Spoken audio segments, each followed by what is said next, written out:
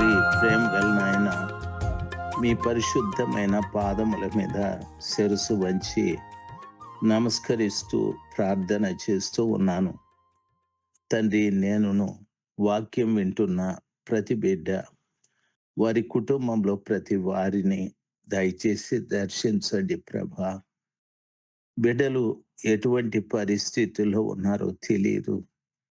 ఎంతో మంది తండ్రి అనారోగ్యంతో ఉన్నారు. స్వస్థపరచండి. ఎంతో మంది ఎన్నో రకాల బలహీనతలతో ఉన్నారు. బాగు చేయండి.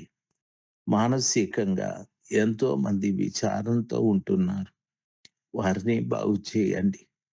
ప్రతి కుటుంబంలో శాంతి, సమాధానము, నెమ్మది, ఆరోగ్యాన్ని దయచేయండి ప్రభా.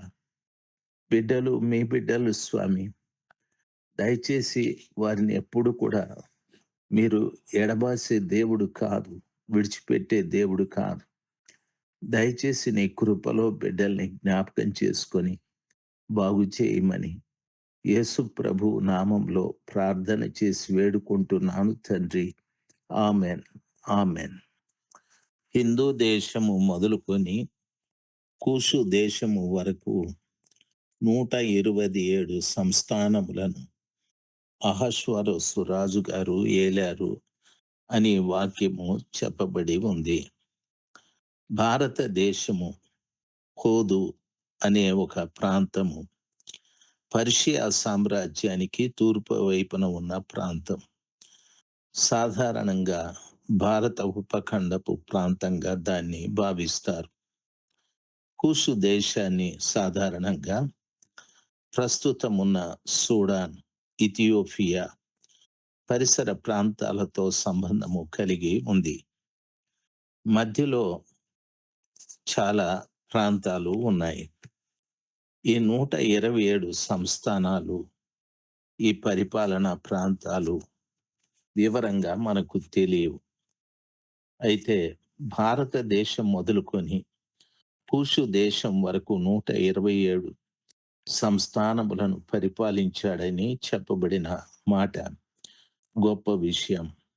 ఆ రాజు గారు అహష్వేరోసు గారు ఈ 127 సంస్థానాలను పరిపాలించిన విధానము చాలా గొప్పది.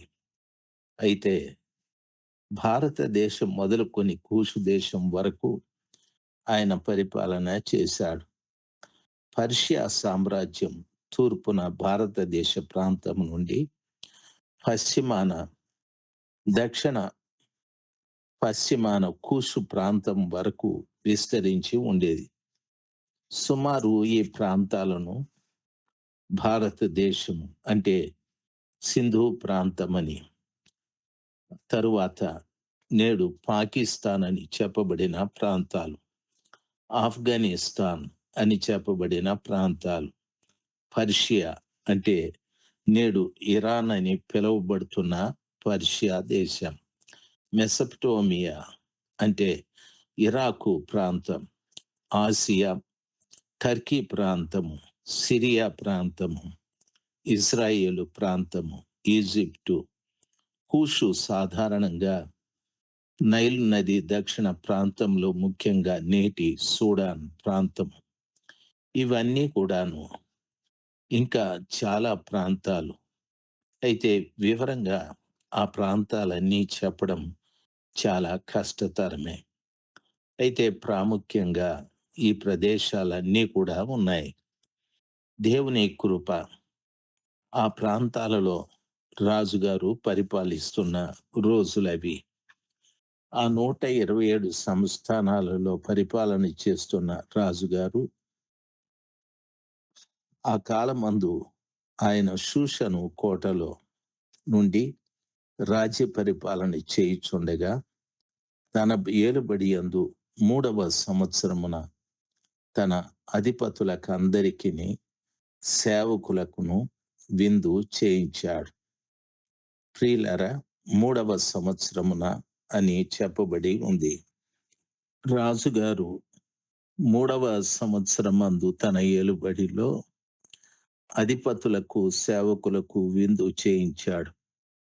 పారసీక దేశపు రాజు యొక్క మాధ్య దేశము యొక్కయు పరాక్రమశాలులు, ఘనులు, సంస్థానాధిపతులు అతని సన్నిధిని ఉండగా అని చెప్పబడి ఉంది. 3వ సంవత్సరం అహష్వేరోసు రాజుగారు తన పరిపాలనలో 3వ సంవత్సరం. బైబిలులో ఇంకా చెప్పబడిన ఒక విశేషమైన సమాచారము, గలిలయలోని కానా ఊరిలో 3వ దినమున ఒక వివాహము జరిగెను అని రాయబడి ఉంది. ఇక్కడ 3వ సంవత్సరం, అక్కడ 3వ దినం. గలిలయలోని కానా ఊరిలో 3వ దినమున ఒక వివాహము జరిగెను అని ఇక్కడ రాజుగారు 3వ సంవత్సరము అని చెప్పాడు. ఈ విషయాలు గమనించాలి. 3వ దినం అంటే సృష్టి ఆరంభము నుండి లెక్క పెడితే 3వ దినం అనేది అర్థమవుతుంది. ఆదాము నుండి నోవహు వరకు ఒక దినం.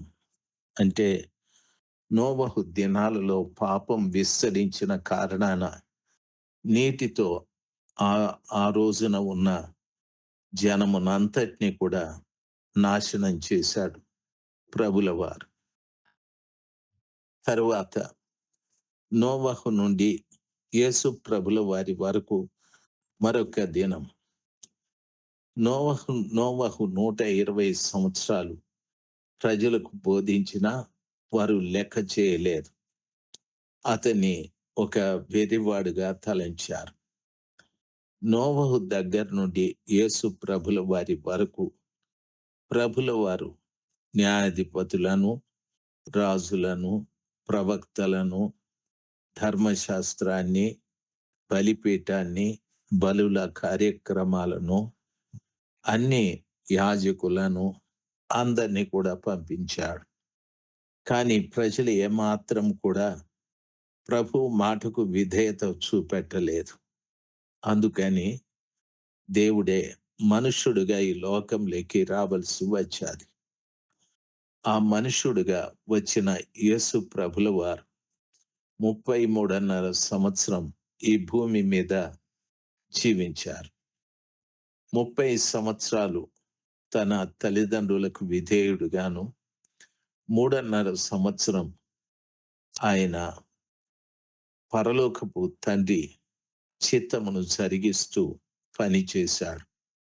పరలోక రాజ్యాన్ని గూర్చి ప్రజలకు బోధిస్తూ ఎన్నో ఆత్మ సంబంధమైన విషయాలను ప్రజలకు తెలియబరుస్తూ వచ్చాడు. ప్రజలు ఆయన బోధ విన్న తరువాత ఇతనికింత జ్ఞానం ఎక్కడిది? ఇతడు వడ్లవాని కుమారుడు కాదా? ఇతని సహోదరులు మనతో లేరా అని ఆశ్చర్యచకితులయ్యారు.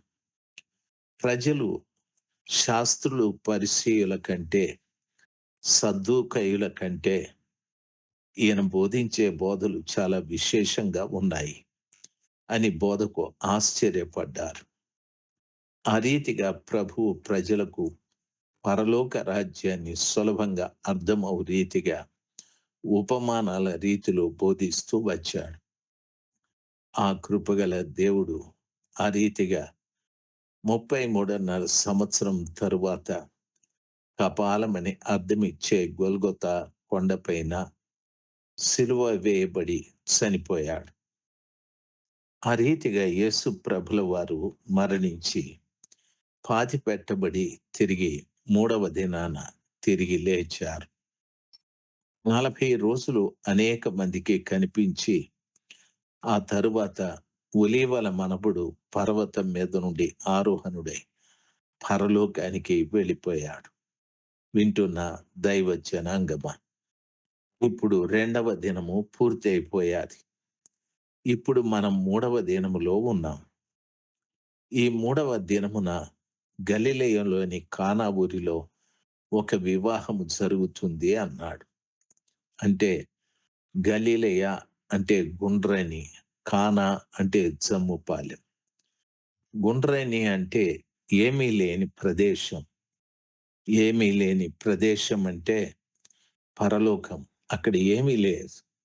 ఏ విధమైన పాపము, ఏ విధమైన దుఃఖము, విచారము, ఆకలి ఇలాంటివి ఏమీ లేని ప్రదేశం. గలిలయలోని కానా అంటే జమ్ముపాలెం. అంటే గడ్డితో వేయబడిన ఇల్లు. అంటే తాత్కాలికంగా ఉండే గృహాలని అర్థం. అక్కడ ఒక వివాహం జరుగుతుంది. అనగా పరలోకానికి సంబంధించిన గలిలయ. కొద్ది రోజులు ఆ స్థలంలో ఉంటారు. అంటే మధ్య ఆకాశంలో 7 సంవత్సరాలు పెళ్లి కుమార్తె, పెళ్లి కుమారుడు ఉంటారు. సంఘము, పెళ్లి కుమారుడు ఉంటారు. దాన్ని అది మూడవ దినాన జరిగేటటువంటి కార్యం. అక్కడ పెళ్లి విందు జరుగుతాది. ఆ విషయాన్ని యోహాను సువార్తలో 2వ అధ్యాయంలో చెప్పబడి ఉంది. ఇప్పుడిక్కడ అహష్వేరోషు రాజుగారు 3వ సంవత్సరము తన ఏలుబడి యందు చేసిన విందు కూడా అదే రీతిగా ఉంది. ప్రభు చిత్తమైతే రేపు ఈ విషయాలు ఇంకో కొన్ని వివరంగా చెప్తాను.